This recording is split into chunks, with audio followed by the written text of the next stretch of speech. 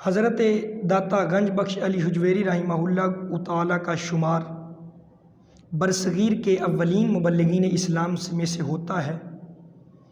آپ رحمہ اللہ تعالیٰ کا مزار پر انوار آپ کے فیضان کی وجہ سے عرصہ 900 سال سے مرج خواص و عام چل رہا ہے۔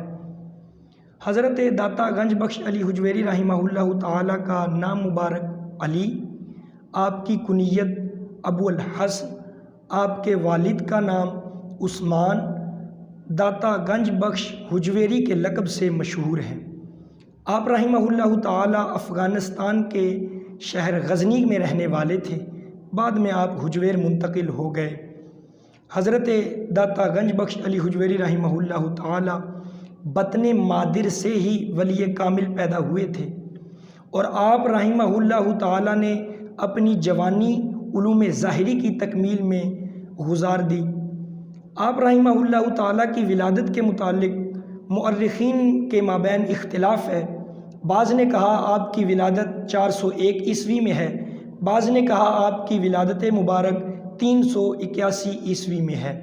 بہرکیف آپ رحمہ اللہ تعالیٰ سلسلہ جنیدیہ میں حضرت ابو الفضل محمد بن حسن قدس سرہ العزیز رحمہ اللہ تعالیٰ کے ہاتھ پر بیعت تھے، جن کا سلسلہ نسب سلطان الولایت حضرت علی کرم اللہ تعالیٰ وجہہ الکریم کے ساتھ جا ملتا ہے۔ آپ رحمہ اللہ تعالیٰ اکثر اوقات اپنے ہم عصر اولیاء اعظام کی صحبت میں گزارا کرتے تھے۔ خصوصاً آپ رحمہ اللہ تعالیٰ کی حضرت خضر علیہ السلام سے گہری دوستی تھی۔ آپ رحمہ اللہ تعالیٰ نے حضرت خضر علیہ السلام سے علوم ظاہری و باطنی کی تکمیل بھی فرمائی۔ حضرت داتا گنج بخش علی حجویری رحمہ اللہ تعالیٰ آپ نے تصانیف بھی تحریر فرمائیں، جن کی تعداد 10 ہے۔